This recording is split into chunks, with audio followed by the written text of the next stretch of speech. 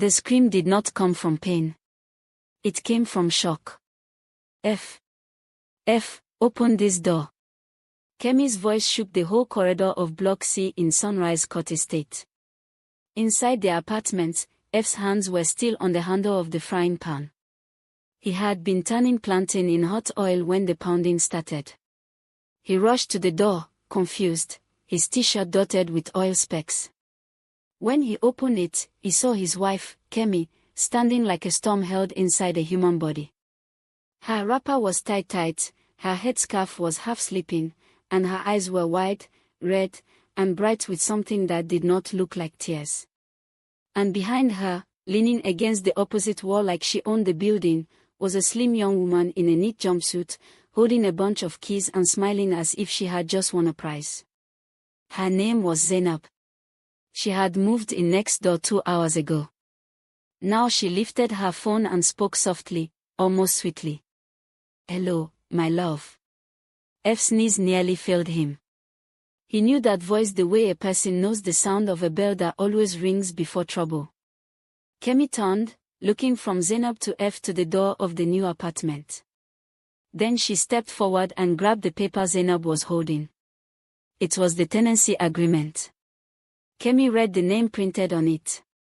Her mouth opened slowly. "Zainab Abdullahi," she said, then swallowed hard.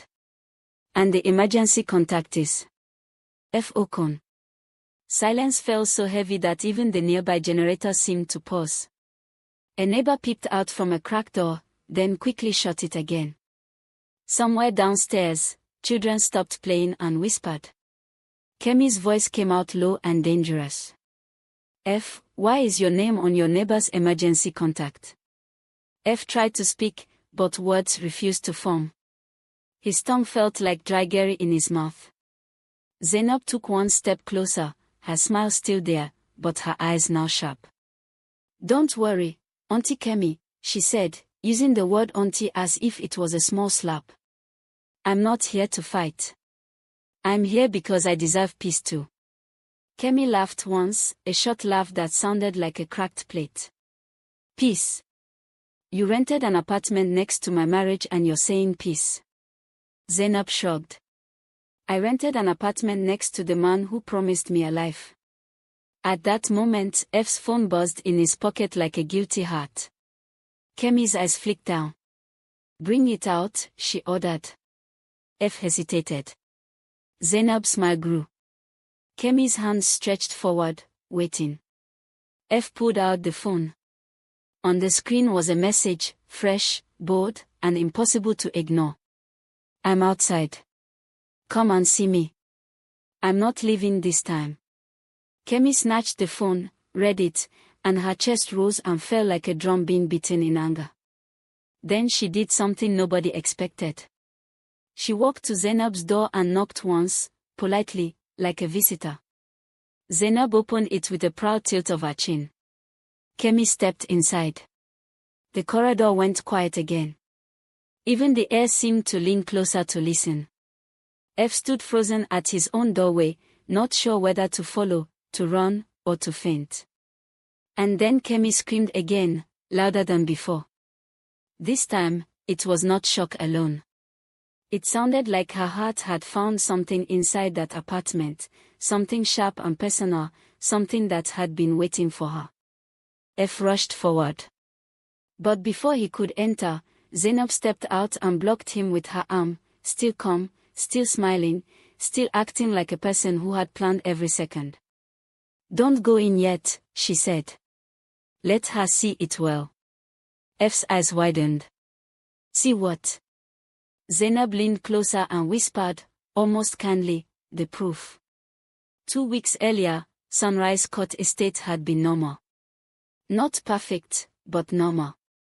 Sunrise Court sat at the edge of Oja in Lagos, where the roads were busy and the houses tried their best to look rich, even when the people inside were still struggling.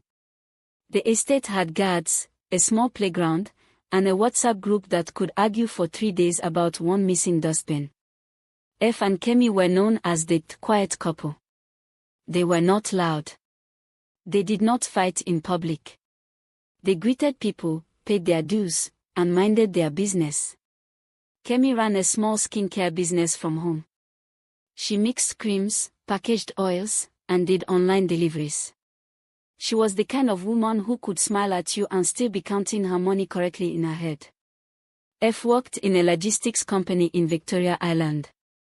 He was the kind of man people called responsible because he always looked tired, always looked serious, and always looked like he was carrying a heavy load.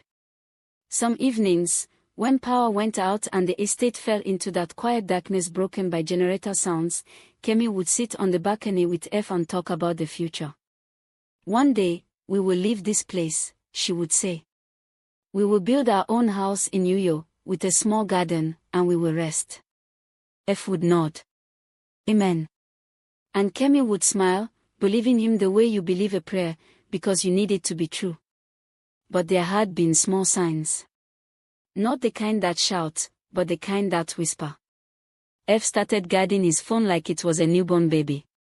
He began taking calls in the bathroom, speaking in low tones, then coming out with a face that looked too blank. He started going out for urgent work on Saturdays, even though Saturdays used to be their market and movie day. Kemi noticed. She always noticed. Still, she tried to be gentle. In her mind, marriage was not a rope you pull hard. It was a cloth you hold carefully, so it does not tear. So she asked him one night, softly, "F, is everything okay?" F looked at her and forced a smile. "Work is just stressful." Kemi nodded, but her heart did not nod with her. Then, one afternoon, she went downstairs to collect a package from the dispatch rider. As she signed, she saw her neighbor, Mama Ife, sitting outside and fanning herself. Mama Ife was the type of woman who heard news before it happened. People said she could smell trouble like pepper soup. Mama Ife watched Kemi for a moment, then said, "My daughter, the goat that wanders too far from home sometimes meets a new rope." Kemi paused. "Mama Ife, what do you mean?"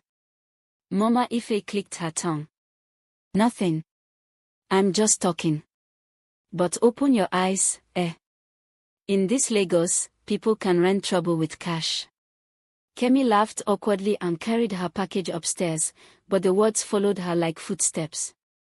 That same week, the estate's WhatsApp group announced a new tenant. "Good evening, great neighbors. Please welcome our new resident in Block C, Flat 7. Her name is Zainab Abdullahi. Let's show hospitality." Hospitality. In Sunrise Court, that usually meant people sending one welcome sticker and then returning to gossiping about Nipa. Kemi did not think much of it until the moving van arrived. It came on a Saturday morning, when the sun was bright and the compound smelled of fried akara from a vendor outside the gate. Kemi was sweeping her balcony when she saw the new tenant step out of a car. "Zainab." She moved like she knew people were watching. Not in a foolish way, but in a bold way. She wore sunglasses even though the sun was not too harsh. Her hair was neat, and her perfume floated upward like a message. As Kemi watched, Zainab glanced up at the balcony and smiled. Then she waved. Kemi waved back, because she was raised well. But her hand froze in the air when she saw what happened next. F, who had said he was going to buy tomatoes downstairs, walked into the compound at that exact moment. He looked up. His face changed. Not much, but enough. Zainab's smile became slow and confident. And she waved again, this time not at Kemi, but at F. F stopped walking. Kemi felt the broom slip from her hand. Downstairs, Zainab said something Kemi could not hear. But she saw F's mouth open in a quick, panicked reply. Then F looked around, as if searching for an exit that did not exist. That was the first crack in the glass. Kemi did not shout. She did not run downstairs. She only watched. Because in many African homes, we are taught something early. When you suspect a lie, you do not rush. You observe. You gather your facts. You let the truth expose itself, the way palm oil always rises to the top of soup. So Kemi washed. And by the time Zainab moved in next door with F's name on her emergency contact, Kemi's watching had turned into knowing. But even Kemi did not expect what she would find inside that apartment.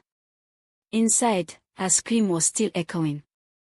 F stood outside the door, his hands shaking, while Zainab's calm voice floated in the corridor like smoke. Now, Zainab said, your wife has seen the proof. The next thing is simple. F swallowed. What next? Zainab's smile disappeared for the first time. She looked him straight in the eye. Next, she said, we find out who you really belong to. And from inside the apartment, Kemi's voice rose again, trembling and fierce. F.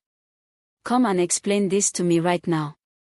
F stepped forward, but his feet felt heavy, like they were sinking into wet sand. He crossed the doorway. And the moment he saw what Kemi was staring at, his whole body went cold. F did not speak. He could not. On the wall of Zainab's living room were pictures. Not one or two, but many. Some were printed and framed neatly. Others were taped casually, like reminders that refused to be forgotten. There was F at a beach in Lekki, smiling, his arm around Zainab's shoulder. There was F in a restaurant he had told Kemi was too expensive. There was F holding a small gift box, kneeling halfway, laughing like a boy who believed the world was kind. Kemi stepped back slowly, as if the pictures might jump at her. So this is what you do when you say you're working late, she said quietly. F's mouth opened. Nothing came out. Zainab closed the door gently behind them. The click of the lock sounded louder than thunder. Please, F finally said. Let me explain. Kemi turned to him, her eyes dry but burning. Explain what? That you have been living two lives. Or that you were careless enough to bring one life to live next to the other. Zainab sat down on the sofa and crossed her legs. Don't shout at him too much, she said calmly. Stress is bad for men. Kemi looked at her slowly. And who are you to advise me about my husband? Zainab smiled. I am the woman he promised to marry. The words landed like stones. F shouted, that's not true. Zainab raised her phone. Should I play the voice note? F froze. Kemi held up her hand. No, she said. I don't need to hear it. I can already see everything. She walked around the room, touching nothing, just looking. On the table was a small notebook. She opened it.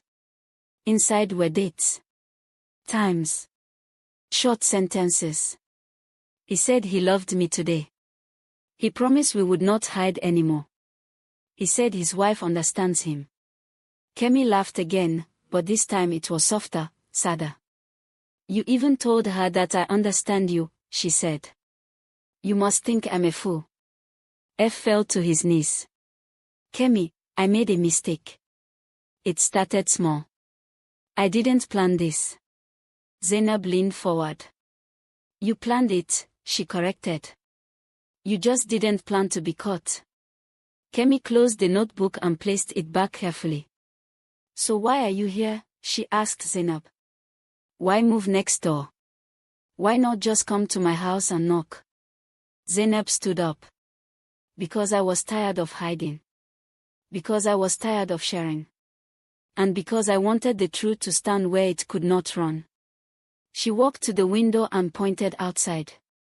Every morning, I will see you live together. Every night, I will hear you laugh.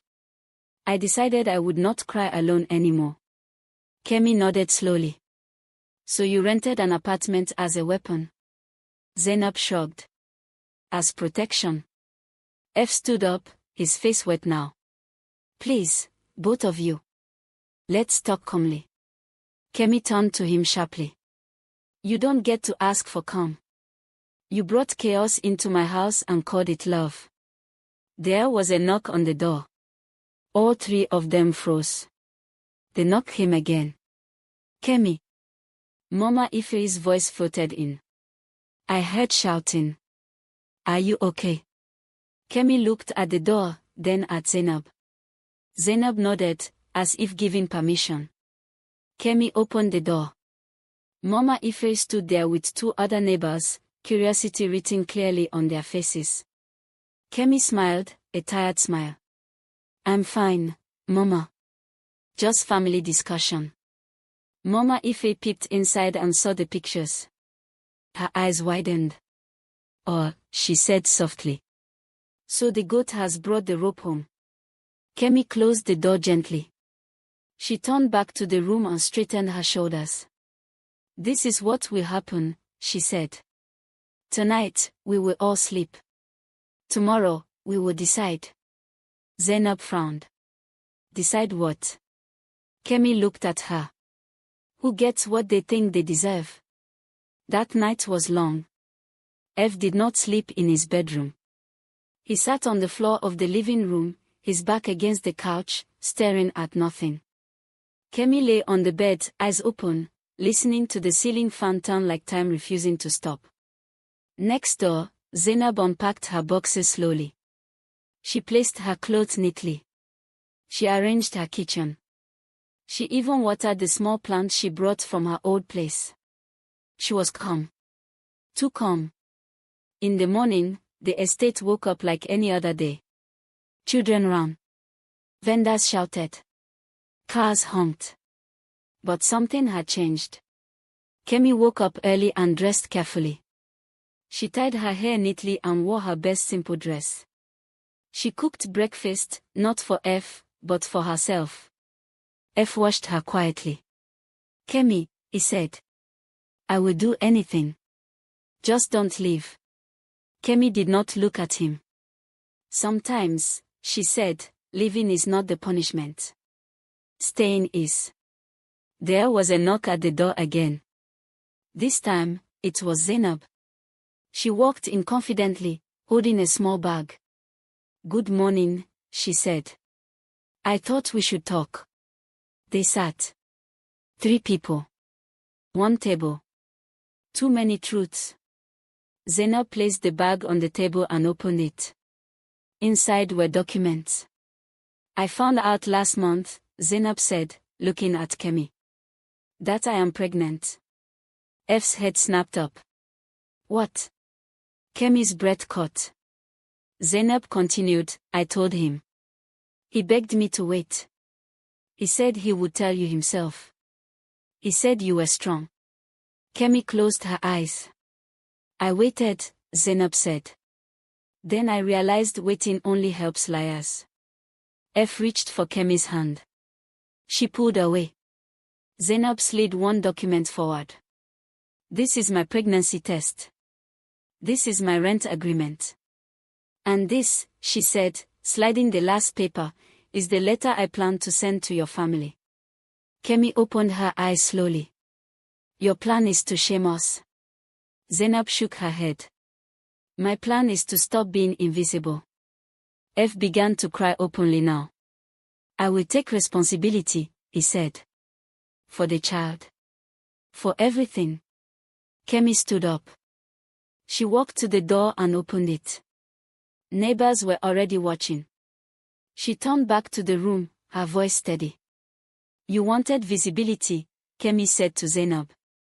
You will get it. She stepped outside and raised her voice. Sunrise Court residents, she said, please gather. I have something to announce. Zainab's eyes widened. F whispered, Kemi, please. Kemi did not stop. Within minutes, people gathered. Kemi stood tall. This man, she said, pointing to F, is my husband. And this woman, she said, pointing to Zainab, is carrying his child. Gasps filled the air. Zainab swallowed hard. F looked like he would collapse. Kemi took a deep breath. And today, she said, we will decide who stays, who leaves, and who tells the truth. She turned and looked straight at Zainab. But first, she added, there is something you don't know about me. Zainab frowned. What? Kemi smiled, slowly. I don't lose quietly. And the crowd leaned closer, waiting. The crowd at Sunrise Court Estate went silent. Kemi stood in front of them, her hands steady, her voice calm. People expected tears. They expected shouting. What they got instead was control. I don't lose quietly, she repeated. Zainab felt a small chill move through her body. This was not the angry wife she had prepared for. This was something else. F tried to step forward. Kemi, please, let's go inside. Kemi turned to him. You have spoken enough inside. Today, you will speak where everyone can hear. Mamas moved through the crowd. Mama Ife folded her arms and nodded slowly. Kemi continued. For months, I suspected my husband was hiding something. I asked. He lied. I waited. He continued. She looked at Zainab. You chose to respond by bringing your pain to my doorstep. That was bold. But boldness is not the same as wisdom. Zainab lifted her chin. I was tired of being treated like a secret. And I, Kemi replied, was tired of being treated like a fool. She turned back to the crowd. Marriage is not perfect. But deceit is not a mistake. It is a decision. F broke down completely. I love you, Kemi. I swear. Kemi looked at him with something close to pity. You love comfort, she said. Not people. That hurt him more than shouting would have. She faced Zainab again. You said you want peace. Peace does not come from destruction. It comes from truth and boundaries. Zainab's voice shook slightly. So what do you want? Kemi paused. This was the moment she had thought about all night. I want clarity, she said. And consequences. She turned to the estate chairman, who had just arrived. Sir, I want it known that I will be moving out of this apartment by the end of the week. Gasps followed. F shouted, no. Kemi raised her hand. I am not running. I am choosing myself. She looked at Zainab. You can stay. You fought for this space. You can have it. Zainab's mouth opened. This was not the ending she imagined. Kemi continued, but understand this. What you gained was not a prize. It was a man who could lie easily. Treat him carefully. Then she turned to F. You will take responsibility for your child. Financially. Emotionally. Fully. But you will no longer take responsibility for me. F fell to the ground again. I will change. Kemi shook her head. Change does not beg. It acts. She picked up her bag and walked back into the apartment.